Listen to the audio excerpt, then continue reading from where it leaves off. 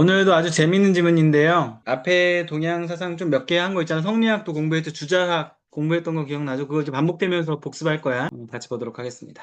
박은식에 대해서 내용이 나올 건데요. 큰 틀에서는 좀 비판적으로 읽을 수. 내가 동양을 너무 내가 사실 동양 무시하지 않아요. 내가 지난 시간에 했던 얘기 기억하시죠? 서양은 분석 철학을 통해서 수천 년에 걸쳐서 이제 도달한 거기를 이 동양은 이미 몇천 년 전에 직관으로 그걸 간파해버린 대단한, 특히 이제 동양의 도교나 불교 사상 같은 경우들이 그렇거든요. 그런데 동양을 내가 무시하진 않지만 이제 과학, 합리 이런 측면에서는 조금 뭐 좀 그렇다. 아무튼 첫 번째 단락 보도록 하겠습니다. 자, 서구는 르네상스를 거쳐 자연과 신적 권위로부터 인간 해방을 추구했다. 그러니까 서구의 학문의 발전 과정이 인간의 해방을 추구하는 과정이었다, 이렇게 얘기할 수 있습니다. 우리 앞에 과학혁명 기억하시죠? 17세기 과학혁명, 코페르니쿠스, 갈릴레오 갈릴레이, 뉴턴까지 인간을 해방시키는 과정이었다. 르네상스도 마찬가지고 종교개혁, 르네상스 이후에 이제 계몽주의, 과학혁명, 산업혁명, 여기도 이제 나오는데요. 자연에 대한 탐구를 통해서 자원과 재화를 생산하게 된 이 과학혁명과 산업혁명을 거치면서 근대 문명이 만들어졌다. 값싸고 풍부한 원료 공급과 안정적 시장 확보를 위해서 비서구 지역에 대한 침략을 자행했다. 콜로니즘이죠. 콜로니 제국주의. 이 근대 문명은 이양선을 타고 철도 방적개와 함께 조선으로 유입되었다. 조선의 이제 근대사에 관한 이야기. 그때 이제 한가운데 있었던 사람이 박은식이야. 그래서 일부 지식인들은 이 과학기술이 근대 문명을 가능하게 한다는 것을 알아차렸지만 모두가 그걸 환영한 건 아니었다. 대표적인 사람이 이항로 같은 사람이에요. 오늘 나와요. 두 번째 읽기 한번 가보도록 하겠습니다. 자, 서구는 르네상스를 거치며 자연과 신으로부터 인간 해방을 추구했다. 자, 자연에 대한 탐구를 통해서 자원과 재화를 생산하게 된 이 과학혁명과 산업혁명을 거치면서 근대 문명이 만들어졌다. 풍부한 원료 공급과 시장을 확보하기 위해서 비서구 지역의 침략을 자행했다. 근대 문명은 조선으로 유입되었고 일부 지식인들은 이 과학기술 문명을 알아차렸지만 모두가 이걸 환영한 건 아니었다. 세 번째 이렇게 가볼까요? 자, 서구는 르네상스를 거쳐 인간 해방을 추구했다. 르네상스를 거치면서 인간 해방을 추구한 게 서구의 근대 역사야. 자, 자연에 대한 탐구를 통해서 과학혁명과 산업혁명을 거치고, 자, 그러면서 근대 문명이 만들어졌는데 비서구 지역의 침략과 함께 이 근대 문명은 조선으로 유입되었고 조선에 있던 모든 사람들이 그걸 환영한 건 아니었다. 그걸 반대하는 세력들도 있었다. 네 번째 읽기. 서구는 자연에 대한 탐구를 통해 과학혁명과 산업혁명을 일으켰고 근대 문명을 만들었다. 이 근대 문명은 조선으로 유입되었지만 모두가 환영한 건 아니었다. 됐죠? 여기서 이제 자연에 대한 탐구, 우리가 이제 앞에 했던 지문 중에 그거 기억나요? 아리스토텔레스? 내가 이제 개주로 설명했잖아. 아리스토텔레스가 뭐 했어? 아테네 학당 그림 설명해 줬잖아. 플라톤이 야, 세상의 진리는 저기 있어, 이렇게 위로 가리키면 옆에서 아리스토텔레스가 선생님, 이데아는 현실에 있습니다. 이게 뭐야? 우리 현실 세계를 무시하지 않고, 그러니까 플라톤은요, 우리가 살아가는 이 피지컬한 세계를 무시했단 말이야. 그런데 아리스토텔레스는 거기에 이데아가 있다고 본 거야. 그러면 우리 시선이 저 하늘이 아니라 어디로 옮겨온 거야? 우리가 살아가는 세계로 옮겨온 거야. 이해가지? 근데 그걸 이어받아서 데카르트는 어떻게 했어요? 데카르트, 내가 지난 시간에 너희들한테 필기하라고 했던 거 기억나요? 물리적 세계의 인과적 폐쇄성 원칙. 말이 좀 어렵지? 물리적 세계 안에 원인과 결과는 폐쇄되어 있다는 얘기야. 지금 비가 안 와. 지금 비가 안 오는 건 저 하늘이 문제가 아닌 거야. 하늘이 재앙을 내려서 비가 안 오는 게 아니야.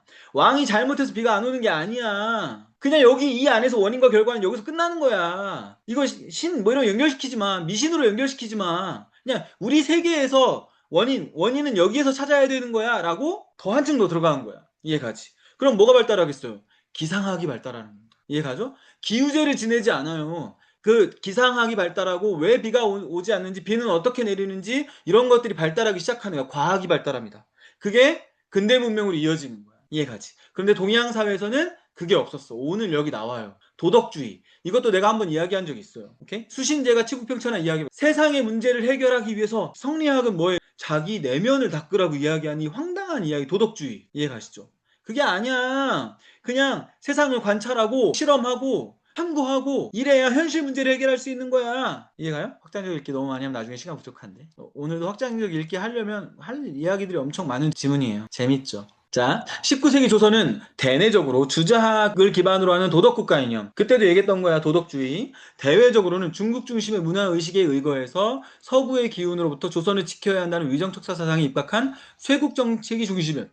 요게 19세기 조선의 한계였어요. 자, 주자학 유림들이 중심이 된 위정척사론들이 중화를 높이고 이적을 배척해야 한다는 존화양의 운동을 일으켜서 서구의 과학기술 수용을 비판했다. 중화가 중국을 가리키는 거거든요. 세계의 중심이라는 거야. 그러니까 평면적 세계관 이런 얘기했던 거 기억나지? 아직 세상이 둥글고 지구 구라는 이런 입체적 세계관이 없었던 시절에 평면적 세계관, 아직은 유화적인 평면적 세계관에서 중화를 이야기하는 거야. 세계의 중심은 나다. 이건 유화적인 세계관 아니에요? 그래서 유화들은 어때요? 자기가 항상 중심이야. 근데 성장하면서 뭘 느껴요? 아, 나 말고 저 사람의 의견도 있고 상황도 있고 이런저런 상황들을 고려해서 이런 일이 있을 수 있어 라고 생각하는 것. 그러니까 입체적이 되는 거야. 어떤 일이 일어났을 때 그냥 단지 내가 중심이 되어서 그걸 바라보는 게 아니라 이런 이유들이 있기 때문에 이런 일은 충분히 있을 수 있고 나는 이것에 대해서 어떻게 대처해야겠다. 이게 이제 성숙한 세계관이잖아요. 그죠? 맞아요? 우리 인류도 이 중화사상처럼 내가 세상의 중심이야. 주변은 다 오랑캐야. 이게 존화양이거든요. 화를 존하고 이를 배척한다 이런 얘기야. 이때 이자가 뭐예요? 이게 오랑캐 이자야. 우리나라를 동이라고 하잖아. 북적, 서흉, 남만. 그러니까 중국은 그러니까 유화적 세계관이야. 지금도 유화적 세계관인가요? 중국 싫어요. 자, 그래서 이 존화양이 주자학 유림들이 중심이 된 위정척사론 중화를 높이고 이적을 배척하는 존화양의 운동을 일으켜서 서구 과학기술 수용을 비판했다. 서구의 것은 이거 오랑캐의 것이거든요. 비판했다고. 척사론자들은 그들의 사상적 기반을 제시했던 이항로는 과학기술 수용에 대해서 강경하게 비판했다. 그는 성리학적 세계관을 토대로 한 이기론을 바탕으로 해서 강상윤리를 모르는 사학을 배척할 것을 주장했다. 이 사학할 때 이 사자가 거짓 사자거든요. 사이비학문. 그러니까 과학은 사이비학문이야. 배척해야 돼. 왜냐면 거기는 근본이 없어. 이때 근본이 뭐예요? 이게 도덕국가예요. 도덕국가. 이해 가시죠? 오케이? 성리학이에요. 성리학. 리를 중요하게 여기. 이기론 중에 핵심은 어디에 있다? 리에 있다. 박은식도요. 사실은 엄밀하게 말하면 여기로부터 벗어나지를 못해요. 전향적인 관점에서 길을 보긴 했지만 그러나 리를 중요하게 여기는 그 지점에서는 한계가 있다. 이렇게 얘기할 수 있는 어쨌거나 자, 리를 중시하는 입장 견지에서 그는 이항로 리를 중시하는 입장에서 리가 기에 대해 명령하는 상명하복의 위계적 질서가 유지되어야 선을 실현할 수 있다고 보았다. 그러니까 리가 중심이야. 기는 리의 명령을 받는 거야. 그래서 일전에 내가 유교의 수양 방법이 뭐라고 했어요? 저 먹구름, 나를 가리고 있는 이 기를 닦아내는 거야. 이해 가시죠? 그러니까 수양이야, 그게. 그러니까 수신 할 때 이 신을 수하는 거라, 닦아내는 거란 말이야. 그러면 성선설이라고 했잖아요? 우리 안에는 모든 존재 안에는 뭐가 있어? 다 리가 있어. 인의 예지가 있습니다. 예, 삼강오륜이 있습니다. 이해가요? 그런데 그걸 드러내야 되는데 그걸 드러내지 않은 건 기가 탁하기 때문에 그런 거야. 기가 흐려. 이렇게 얘기하는 거야. 근본은 누구나 다 선하다는 거야. 그런데 그걸 가리는 기, 그러니까 리가 중심이야. 근데 그럼 서양의 학문은 과학은 아까 뭐라고 했어? 뭘 탐구하는 거야? 세상을 탐구하는 거지. 맞아요? 세상을 관찰하고 탐구하고 유심히 들여다보는 거잖아. 맞아요? 근데 세상은 뭐로 움직여요? 기로 움직인단 말이야. 그러니까 얘는 사이비학문이야. 이게 사학이라고 이야기합니다. 그래서 서구의 과학기술은 리를 중시하는 게 아니라 기현상에 천착한단 말이야. 기현상을 유심히 들여다보는 거야. 과학을 보니까 얘는 도대체 뭐 세상에 왜 이런 일이 일어나는지 그걸 자꾸 막 탐구하고 관찰하고 실험하고 막 이러네? 기가 중심이 되는 학문이네? 이거 사학이네. 이렇게 되는 거야. 그래서 제거해야 할 대상이 인욕을 충족시키는 것으로 흐를 위험이 다분했다. 인욕은 어디에 있는 거야? 욕망은 어디에 있어? 기에 있는 거야. 그런데 리가 기한테 명령해야 되는데 기가 중심이 됐으니까 이에 따라 이 학문은 화치는 논할 수 없다고 생각해. 서양 학문을 수용하고 받아들이는 그런 화치는 논할 수 없다고 생각했다고요. 그래서 쇄국 정책으로 이어지는 거죠. 이 학로의 쇄국 정책의 이유, 이 학로뿐만 아니라 당대 유림들, 주자학, 성리학 유림들의 위정척사론에 기반이 되었던 이 학로의 주장이 되겠습니다. 두 번째 읽기, 19세기 조선 대내적으로 도덕국가 이념, 대외적으로는 중국 중심 문화에 의거해서 위정척사 사상에 입각한 쇄국 정책이 중심이었다. 주자학 유림들이 중심이 된 위정척사론, 그들은 존화양의 운동을 일으켜 과학기술 수용을 비판했다. 척사론자의 사상적 기반을 이루었던 이항로는 과학기술 수용에 대해서 비판했는데 성리학적 세계관, 즉 이기론을 바탕으로 사학을 배척하자고 주장했다. 자, 리를 중시하는 입장을 견지해서 리가 기에 대해 명령하는 상명하복, 이 질서가 유지되어야 선을 실현할 수 있다. 우리 안에 있는 내재되어 있는 선을 드러낼 수 있다. 그런데 서구의 과학기술은 기현상에 천착함으로 현실을 유심히 들여다보는 것, 따라 제거 대상인 인욕을 충족시키는데 따를 위험이 다분했다. 이항로는 그래서 화치는 없다고 생각했다. 세 번째 읽기. 자, 19세기 조선 위정척사 사상에 입각한 쇄국 정책이 중심이었다. 유림이 중심이 된 위정척사론은 과학 수용을 비판했는데 이항로는 성리학 이기론을 바탕으로 해서 사학을 배척하자고 주장했다. 상명하복의 질서를 통해 선을 실현해야 되는데 서구의 과학은 기현상에 천착하는 것에 불과하므로 욕망을 충족시키는 방향으로 갈 위험이 있다. 따라서 이항로는 화치는 없다라고 생각했다. 19세기 조선은 쇄국정책이 중심이었고 위정척사론자들은 과학을 비판했는데 이항로는 이기론을 바탕으로 해서 사학을 배척하자고 주장했다. 서구 과학은 기현상에 천착하므로 인욕 충족으로 흐를 위험이 다분했다. 그래서 화치는 없다고 생각한 것이다. 됐죠? 다음 달라. 한편 조선의 현실 문제와 인류 지향 방향을 모색했던 박은식은 러시아와 일본을 비롯한 주위 열강의 한반도 쟁탈전이 노골화되던 20세기를 세력이 우월한 나라가 열등한 나라의 대포와 거함으로 밀어닥치는 시기로 인식하고 세력이 열세인 나라는 식민지로 받쳐줄 수밖에 없다고 인식해서 과학기술의 중요성을 제기하고 청년이라면 과학에 힘을 써야 한다고 강조했다. 뭐 어렵지 않죠? 지금 서구 열강의 제국주의가 한창이니까 우린 이걸 인식해야 돼. 이런 흐름을 세계사적 흐름을 인식해야 돼. 한국통사. 이걸 인식하고 과학기술에 힘을 써야 돼. 이항로하고 비교했을 때 어때요? 굉장히 전향적인 입장이라고 볼 수 있어요. 그래서 근대는 과학적 실용을 요구하는 시대로 물질 문명이 핵심이 되기 때문에 과학기술이 학문의 중심에 있어야 하고 이 과학기술에 대한 연구가 가장 시급한 공부라고 했다. 이해 가시죠? 도덕, 우리 내면, 이기론, 그게 아니라 과학기술이 제일 중요하다. 우리는 그 공부를 해야 된다. 자, 과학기술을 풍요와 발전의 원천으로 이해하고 문명 진화의 핵심이 과학기술의 진화에서 단적으로 드러난다고 주장했다. 자, 객관적 사물에 대한 초경험적 추상적인 연구보다 사물에 대한 초경험적이고 추상적인 이건 뭐예요? 사물은 무엇으로 이루어져 있는가에 대해서 이기론으로 설명하는 것 자체가 추상적이고 초경험적인 설명이야. 뭐하고 닮아 있어요? 플라톤하고 닮아 있어요. 그러니까 유학은요, 성리학은 아주 꼭 들어맞지는 않아. 그 뭐라고 해야 될까? 흐름은 비슷해요. 플라톤도 뭐야? 이데아론이 뭐야? 이데아론이. 그러니까 이 컵은 모방이란 말이야. 이 컵은 누군가가 만들었을 건데 이것의 형상을 보고 보편자를 보고 어떤 사람이 처음으로 이 세상에 만든 걸 거란 말이야. 맞아요? 이 컵이 있기 전에는 사람들이 어떻게 썼어요, 이걸? 이 컵의 원형은 뭐예요? 손으로 이렇게 샘에 가가지고 이렇게 물 떠먹는 거. 이 행위를 대신하는 게 이 컵 아니에요? 이해가요? 살짝 확장적 이렇게 해볼까요? 미디어의 이해라는 책을 쓴 마셜 맥루언이 연장의 사유를 이야기하거든요. 연장의 사유. 그러니까 인간의 기술은 인간이 만들어낸 모든 사물들은 그것의 원형이 다 있어요. 원형이 있다고, 원형. 여기 지금 차은서가 쓰고 있는 안경의 원형은 뭐예요? 저 안경의 원형은 각막입니다. 각막. 네 신발의 원형은 뭐야? 네 발바닥 피부. 그걸 다 대신하는 인간의 기술은 다 원형이 있는 거야. 이해가지? 오케이? 그러니까 그런 사유를 뭐라고 해? 연장의 사유, 익스텐드. 연장. 그 이데아가 있다는 거야. 그 끝에는 이데아가 있다는 거야. 그래서 우리가 이 사물들, 그러니까 그 사물들의 원형을 추상화해서 어떤 형이상학적 세계에서 근본, 원리, 질서 이걸 찾으려고 하는 시도들. 그 시도가 어디에도 있어. 세부 방법론은 달라요. 그렇지만 큰 방향성은 같은 성리학도 마찬가지. 리, 기 이렇게 나누고 리의 형이상학적 세계에 근본, 진리, 원형이 있다고 보는 거야. 알겠지? 그런데 박은식은 어때요? 야, 그건 틀렸어. 과학기술 공부가 가장 시급하다. 풍요와 발전의 원천이다. 객관적 사물에 대한 이 초경험적 추상적 연구보다 성리학보다 경험과 실증을 진리 탐구의 방법으로 제시하면서 감각적 연구와 실험 실습 이 중요성을 강조했다. 그러니까 과학 공부를 강조했다. 됐죠? 근데 이걸 무시했던 건 이항로 아닙니까? 왜냐면 이건 인욕으로 흐를 위험이 있으니까. 세상이 기로 혼탁해질 거란 말이야.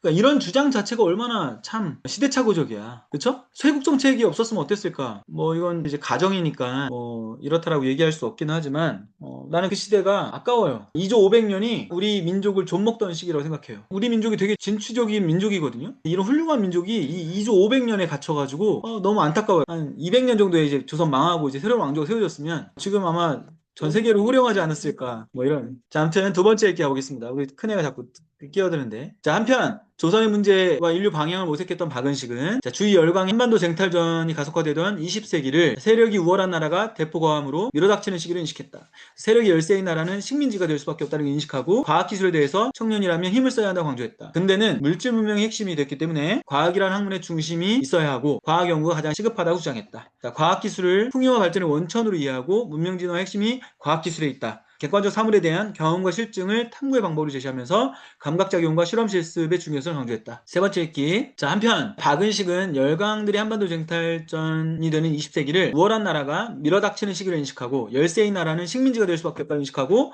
따라서 이 열세인 나라들은 과학기술에 힘을 써야 한다고 강조했다. 근대는 과학연구가 풍요의 발전의 원천이라고 이해하고 문명진화의 핵심이 사물에 대한 경험과 실증 탐구의 방법으로 감각 실험의 중요성을 강조했다. 이렇게 얘기할 수 있습니다. 네 번째 읽기. 한편 박은식은 20세기를 우월한 나라가 밀어닥치는 시기로 인식하고 과학기술의 중요성을 강조했다. 근대는 과학연구가 발전의 원천이므로 사물에 대한 경험과 실증을 탐구의 방법으로 해야 한다고 강조했다. 됐죠? 다음 달라.